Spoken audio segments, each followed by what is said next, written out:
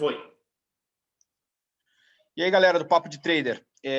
Hoje vai ser um pouco diferente, na realidade eu não sei muito o que a gente vai fazer. Eu estava aqui em casa, o André me mandou uma mensagem ali falando, olha, eu ouvi um podcast aqui e tive umas ideias e quero gravar para ver o que sai. Então, eu não sei do que ele vai falar, o que ele vai explicar, o que ele ouviu. Mas a ideia é essa, que ele explique o podcast que ele ouviu e que a gente converse sobre e para ver se a gente faz algumas análises produtivas em cima disso.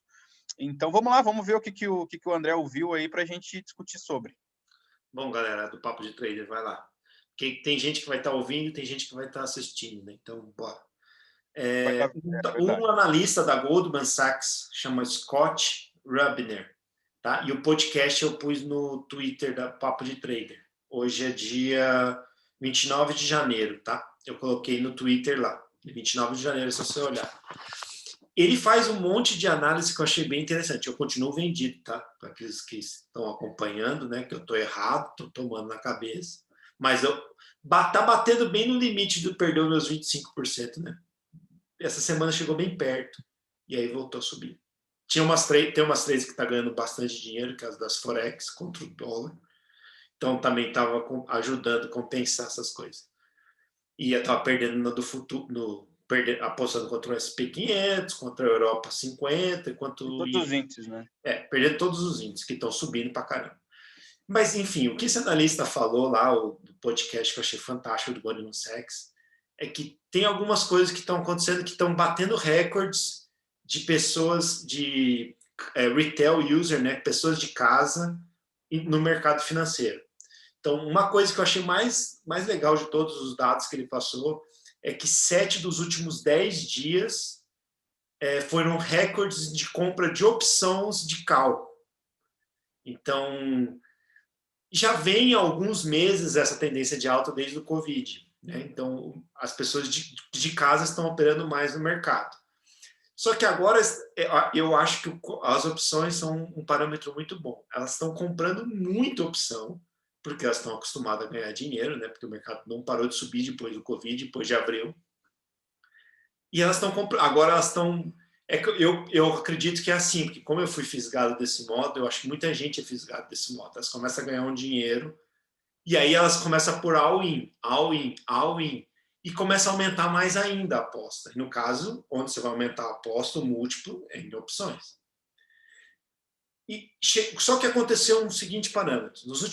Bateram recorde de compra de opções nos últimos 100 anos, nos últimos 7 dos 10 dias anteriores. Pela primeira vez, o mercado financeiro sempre teve mais ou menos, no máximo, 10% de pessoas, estou falando nos Estados Unidos, tá? De indivíduos de casa apostando no mercado financeiro. Pessoa física. Movimentado. Atingiu 25%. Então, tem algumas outras... ele fala mais dados no podcast em si, mas esses dois são os que mais me chamam a atenção. E aí, o que eu chego à conclusão é o seguinte, porque nessa semana, a gente está no dia 29 de janeiro, nessa semana especificamente, a Bolsa caiu e bateu recordes. Novamente, lembra, os últimos 7 das 10 dias, isso é o podcast que saiu hoje de manhã, então não contou nem sexta, que hoje o mercado caiu de novo, né, dia 29 de janeiro. Então, ele pegou 7 dos últimos 10 dias que as pessoas estão comprando call e estão apostando muito na alta, o mercado caiu. E se vocês olharem a barra de volume do SP500, principalmente, os últimos 2, 3 dias, do dia 29 de janeiro, incluindo o dia 29 de janeiro, teve um volume muito grande. E isso deve ter acontecido também nas de opções, principalmente. O que gera a minha tese, que é a seguinte agora, porque se bater o recorde de opções, opção vira pó se o preço não é atingido. Então, só para fazer um exemplo, vamos dizer que a ação esteja 50, tá? Não importa se é real, dólar, não seja. Todas as opções de call que você comprar acima de 50 só vai valer alguma coisa se aquele ativo que você comprou valer mais de 50. Senão ele vira pó. Abaixo disso, então vamos supor que você comprou uma opção de 40 e a ação estava valendo 50, você pagou 12, não importa se é reais ou dólar. Você pagou 12, você comprou uma opção de call de 40. Beleza. Se valer abaixo de 40, você continua perdendo. Você vai perder todos os 12, vai virar pó todo o seu dinheiro. O que eu quero dizer é o seguinte, me parece, se eu tivesse que, eu estou pensando como o tubarão, né? Se eu fosse o tubarão e tivesse que arquitetar alguma coisa, seria usando muito opções. E eu acho que essas pessoas só comprariam muito opções de carro, normalmente. O recorde de compra de carro. Elas só comprariam muito se elas tivessem vindo ganhando com algum tempo. Então, o que me frisa a ideia é que, e é principalmente nas últimas 2 semanas, que a bolsa vem caindo e batendo recorde de cal, me mostra que são de pessoas de casa que estão perdendo um pouquinho de dinheiro e, em vez de sair da operação, elas estão entrando com tudo na cal, nas opções, para recuperar o que elas perderam e ganhar mais ainda, com a esperança que o mercado vai virar como sempre virou.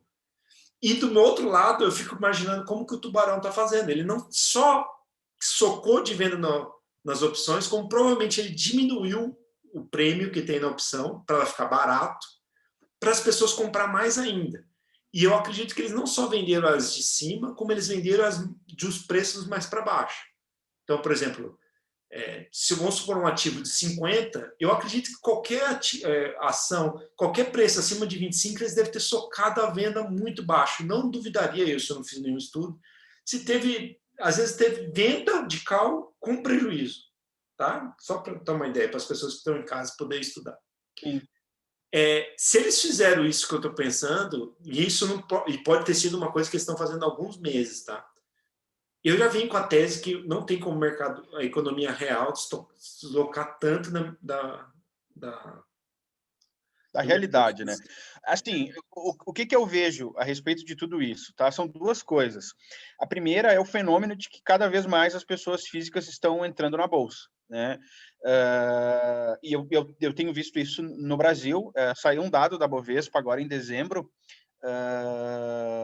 de que os índices de pessoa física nunca foi tão alto quanto é agora no Brasil, e ao mesmo tempo que aumenta o percentual de pessoas físicas, diminui o percentual de valores alocado por pessoa. Porque tu poderia fazer o seguinte raciocínio: bom, as pessoas estão ganhando mais dinheiro e está se mantendo o valor em reais que cada pessoa coloca, e cada vez mais pessoas estão entrando na bolsa, o que não se mostra verdadeiro. Ou seja, cada vez mais pessoas que têm um poder aquisitivo menor estão entrando no mercado de renda variável. E aí, depois que eles lançaram essa reportagem, veio uma outra reportagem dizendo algo que me impressionou, que o número de pessoas físicas em janeiro do ano passado na B3, na Bolsa do Brasil, era de 1.800.000 pessoas. E o número em dezembro desse último ano agora foi de 3.800.000, ou seja, mais do que dobrou. Eu não vejo isso como sendo algo positivo, porque as pessoas dizem, a pessoa física ela tem que entrar no mercado de renda variável e tal, só que o quanto de conhecimento que essas pessoas têm. Então, a gente teria que fazer uma análise de que se efetivamente é isso que tu está falando, de as pessoas estarem apostando porque já vem ganhando algum tempo, ou porque estão perdendo e querem dobrar, né? Teria que entender o porquê elas estão fazendo isso, ou se essa matemática de ter batido recordes de compra de call foi porque tem mais pessoas operando na bolsa. Então, a meu ver, essa é a primeira análise que a gente tem que fazer. Se uma coisa é consequência da outra, ou se realmente essa análise que tu fez está correta. O que me assusta nesse contexto, que foi engraçado porque eu li essa reportagem semana passada, e aí tu está falando isso agora desse podcast. O que me assusta nesse contexto é o fato de que as pessoas físicas não fazem uma análise, elas simplesmente vão lá e estão comprando, seja ações, seja opções, seja o que for. E, na minha opinião, isso é o começo do fim. Eu não lembro que livro que eu li que o cara dizia assim, quando alguém estiver falando para comprar determinada ação no ponto de ônibus, está na hora de tu vender. Então, essa que é a grande questão. Quando todo mundo se deslumbra com alguma coisa e começa esse burburinho de vamos comprar, está na hora de acontecer alguma coisa. E só para complementar a minha fala, eu não sei se tu chegou a ver o caso da GameStop agora no último mês. Aquilo então, é fantástico. Aquele caso da GameStop, para mim, resume o que a gente está discutindo aqui. Né, que é tipo, não tem como uma ação, sem acontecer nada no mercado, ela se valorizar 600% só por especulação de pessoas físicas, que é um negócio inimaginável antes da era digital, e que mais ou menos explica o contexto do podcast de hoje.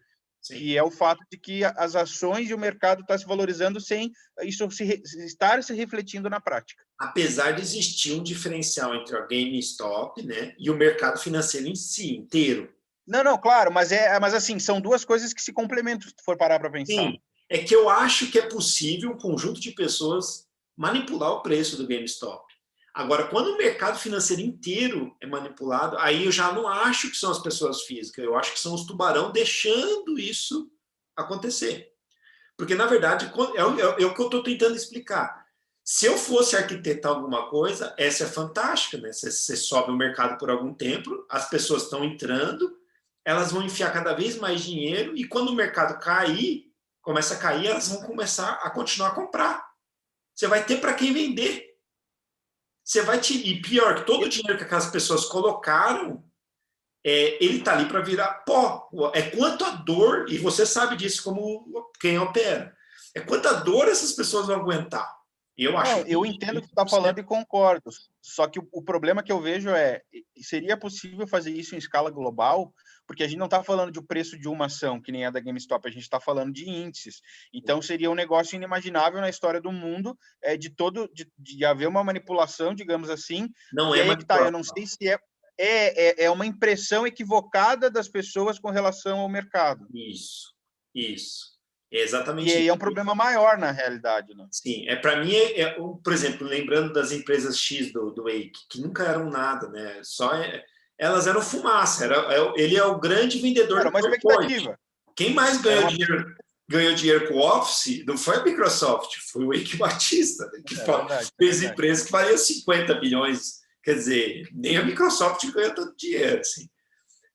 É isso que eu estou querendo dizer. A bolha pode continuar por mais tempo. Não quer dizer exatamente que o que eu estou falando vai acontecer amanhã. Minha previsão ainda continua sendo 2, 3 meses. E eu venho falando 2, 3 meses há uns 3 meses atrás já. 2, 3 meses. Eu venho continuando. Só que eu também tenho a mesma tese que aconteceu com o Covid. A queda, para mim, vai ser tão violenta quanto foi em março do ano passado, que caiu 30% a bolsa em um mês, em 3 semanas. Então, esse é o grande chave. Eu não acho que quando começar a cair, as pessoas vão conseguir entrar na venda. Porque você vai... hoje caiu mais 3%, amanhã caiu mais 2, 3%, e a pessoa não consegue entrar. Quando você vê, já caiu 50% e você ficou esperando o ponto de entrada. Né? Isso, exatamente. Então, eu ainda acho que vai cair. Eu não sei se vai cair tanto quanto, mas ainda acho que vai cair para dar aquela realização. E, normalmente, para tirar o dinheiro do povo que botou o dinheiro lá, provavelmente o mercado volta a subir quando o povo tiver caído de 25% para 10% participação do consumidor de casa. Aí a bolsa, os índices começam a subir de novo. Mas é uma tese minha, assim, que eu estou continuando perdendo, né? Essa dos índices eu estou continuando perdendo. O do dólar eu estou ganhando ainda bem, mas é só para dar um parâmetro, assim. Eu estou usando justamente o que você falou, que você leu no livro que eu também li. Quando o taxista fala para você comprar, passou da hora de você vender. Só que isso continua na mesma direção.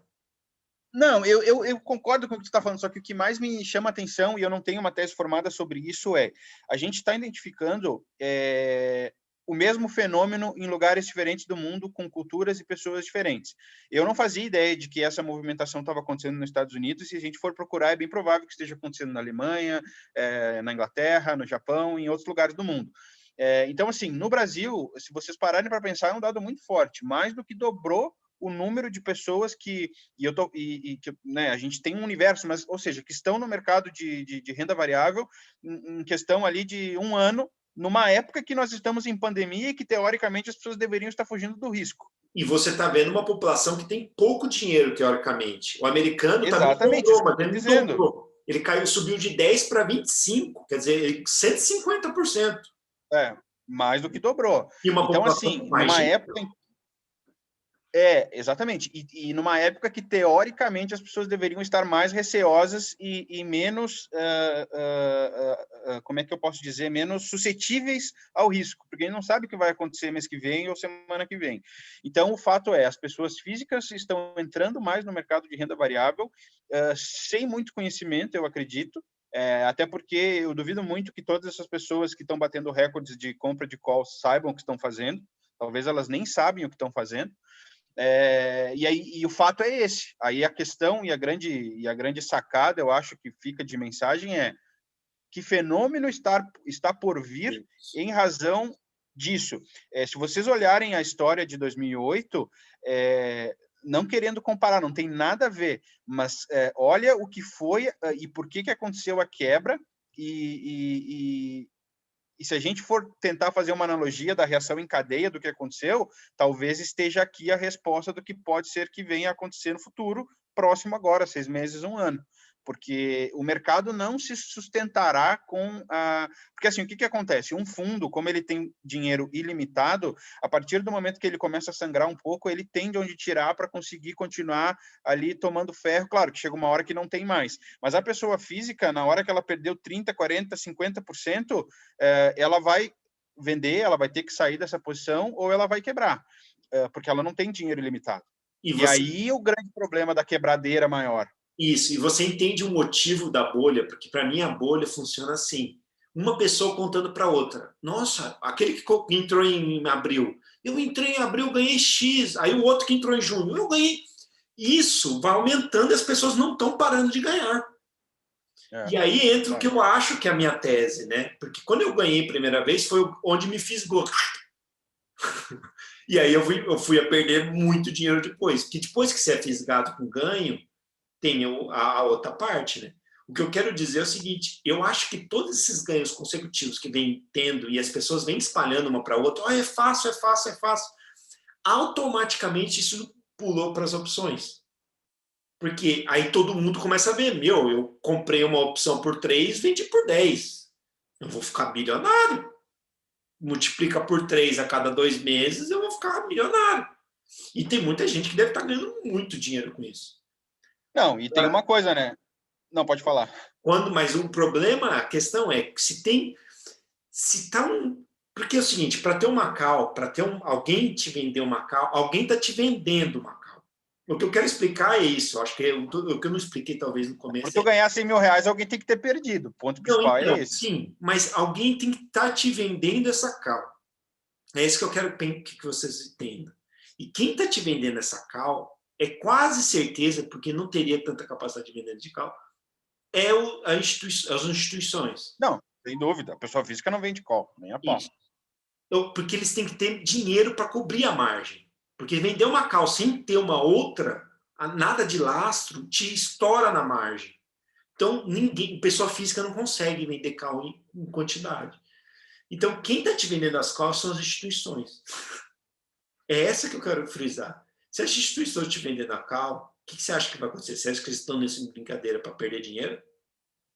A primeira coisa, assim, tem uma coisa que eu gosto de jogar poker, né? E o poker tem muita similaridade com a bolsa. Apesar de parecer que não, você que está ouvindo aqui, você é um especulador, você não é um investidor, principalmente se você faz day trade, né? Por mais que tenha técnica, por mais que tenha um monte de coisa.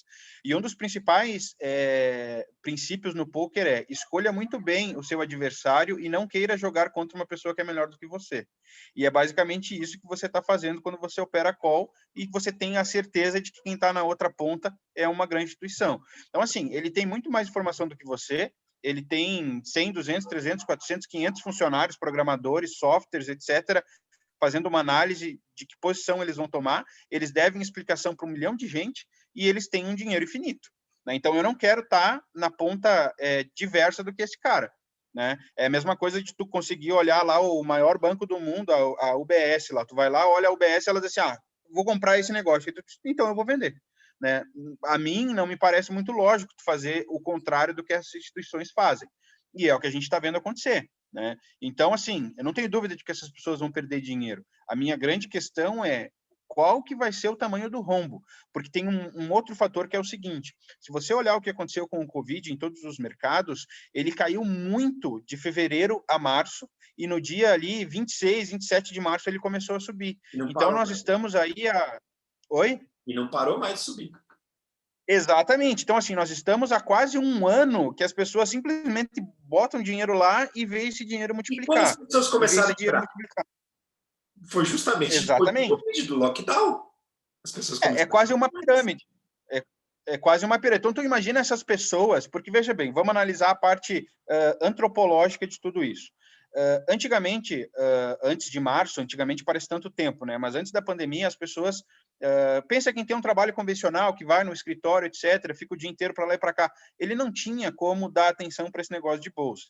E a partir do momento que ele está em casa, ele consegue, porque um número enorme de pessoas hoje está trabalhando de home office, né? Ele consegue exercer a atividade profissional dele ao mesmo tempo que ele está com o home broker aberto ali na telinha do lado e ele está respondendo o chefe dele, ele está fazendo uma série de coisas. Aí esse cara pega lá em março e fala, não, eu vou botar um dinheirinho aqui. E aí ele só vê aquele dinheiro multiplicar. O grande problema da bolha que a gente vai enfrentar quando esse dinheiro parar de se multiplicar é o primeiro circuit break que tiver, que essas pessoas físicas estiverem posicionadas, o que vai acontecer? Quando começar a ir uma atrás da outra, stop, perda, né? Então, olhando sob essa perspectiva, eu concordo contigo que a quebradeira de março do ano passado vai ser pior do que a próxima vai ser pior do que a anterior ali de março do ano passado. A grande questão é quando que isso vai acontecer, porque se for da forma que tu está imaginando e vendo sob essa ótica eu até acredito, não vai ser uma coisa de uma semana, vai ser tipo 3, 4 dias e o mundo vai acabar, porque se essas pessoas vão ser estopadas, as instituições com muito dinheiro vão estar na outra ponta e não tem muito o que fazer. Então, eu às vezes penso desse jeito, mas eu acho que se eu pensasse como tubarão, eu não arquitetaria assim. Eu cairia, botaria a subir um pouco para as pessoas comprar mais, tirar mais dinheiro, porque às vezes a pessoa não tem todo o seu patrimônio nas ações, né? Aí a pessoa vai colocar mais dinheiro, aí eu derrubaria mais um pouco. As pessoas continuariam colocando dinheiro para no final, quando as pessoas realmente não aguentasse mais, aí dá uma queda grande. E aí, quando dessa essa queda grande, que as pessoas vão sair, vai ficar um tempinho ali, e aí o mercado volta. É que assim, é tirar as pessoas para poder entrar as instituições. A grande discordância que eu tenho com relação a isso é que a gente chegou a uma conclusão de que isso não foi arquitetado mundialmente falando. Foi uma construção social que, por uma série de fatores, fez com que o mercado hoje não reflita a real situação econômica do mundo como um todo, porque a gente não sabe se vai ter um novo lockdown, a gente não sabe as coisas das novas cepas. Por exemplo, no Brasil agora vai acabar o auxílio, né? Então, as pessoas, tem gente que não tem o que comer. Então, assim, quando acabarem todos esses benefícios e esses auxílios fiscais, vou te dar um exemplo. As empresas no Brasil ficaram sem pagar impostos federais março, abril e maio. Esses impostos foram postergados para novembro, dezembro e janeiro.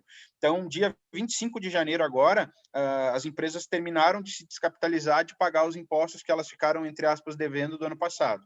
Então, o que vai acontecer a partir de agora? Não tem mais não pagar impostos.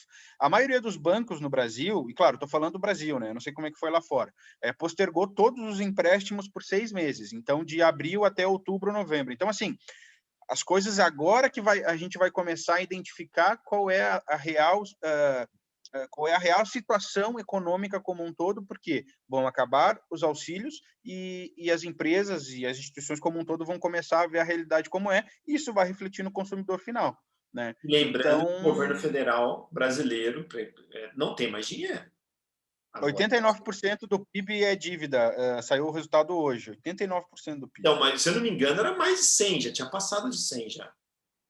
Só se é a projeção do ano que vem, de repente, então, da LDO que eles aprovaram. Mas eu vi isso hoje, 89% do PIB é dívida, de juros, né? Então...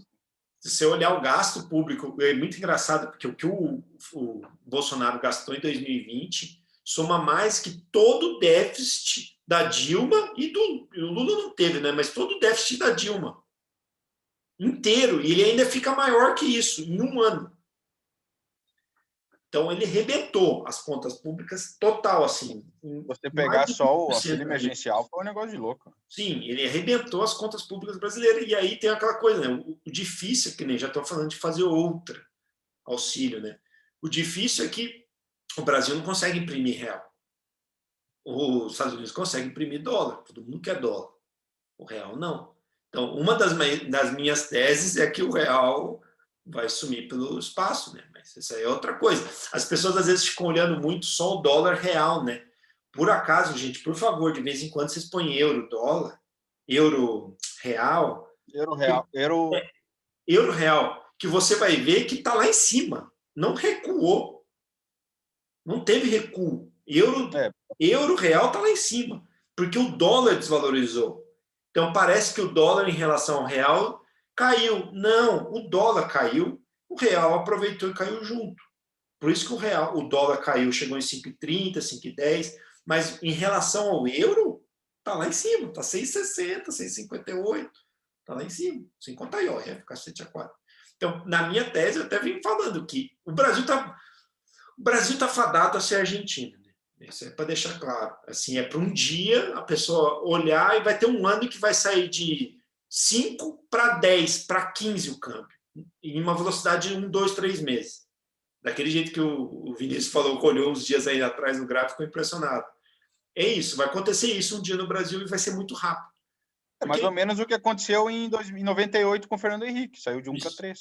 Isso, porque o Brasil vai ter um tipo de colapso muito grande de endividamento. Né? Vai ter que subir os juros. Se subir os juros, ferra a economia. Mas tem que subir os juros para poder financiar a dívida, senão mais cedo ou tarde o dinheiro. Porque a moeda cai muito em relação ao real, porque os juros no Brasil hoje é muito baixo. Se os juros voltar a subir, os estrangeiros vão ter interesse e vão voltar com dinheiro.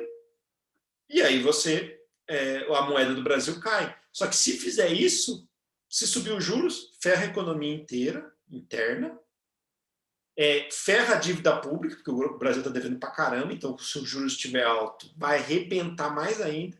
Então a situação do Brasil é... Se tiver inflação, isso é um ponto importante, que se tiver inflação, não é só o Brasil que está ferrado, é o mundo inteiro. Aí é um tsunami muito maior que 2008. Se a inflação voltar, porque não existe inflação desde 2008, 2005, não existe inflação, a inflação não para de cair no mundo inteiro. E está tendo deflação em vários lugares. Se voltar a inflação, aí vocês têm que remodelar todo o pensamento de dinheiro, aí realmente dólar não vai valer nada, ouro, Bitcoin, o que vocês imaginarem aí, porque se voltar a inflação, o tsunami vai ser muito maior. Mas acabando a conversa, era só para falar da explosão de opções, justamente nas 2 semanas que estão caindo. Então, para as pessoas de casa continuarem pensando, o André está continuando vendido, estou continuando vendido. Posso estar errado de novo, mas 2, 3 meses. E pesquisem o caso da GameStop aí, para quem quer curiosidade, é um case muito interessante dos Estados Unidos aí que aconteceu com uma empresa. Só colocar GameStop no Google Stocks que vocês vão achar.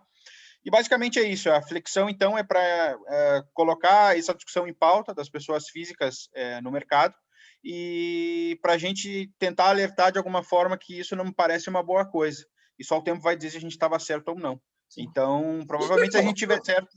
Vende, compra uma put, sabe? Em vez de ficar só comprando call, se você está investido, que nem o Caio, olha, comprei Petrobras a 20, está 50. Compra umas put que garante que você vai vender a Petrobras por 40. Então, isso que o André está falando é uma forma que os fundos se utilizam para se precaver. Né? Então, digamos assim, pensa o fundo lá que comprou em março lá a Bovespa a 70 mil pontos. Né? Provavelmente esse pessoal está comprando put de Bovespa a 195 mil pontos para se proteger. E se vocês não sabem, se tu já sabe do que a gente está falando, tu já se ligou. Se tu não sabe, procura isso que vai te agregar muito conhecimento no teu trade e não nas opções de opções, mas nas opções que tu vai poder gerenciar a tua carteira e o que tu faz com o teu dinheiro. Aliás, a minha maior dica de investimento, o maior erro na minha vida foi sempre esse.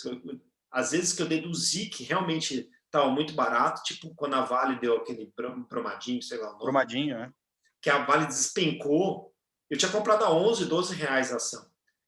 E era só, para você se garantir, você compra 11, 12, compra uma put. Então, o meu pacote, o pacote quer dizer o seguinte, compra uma put para um ano.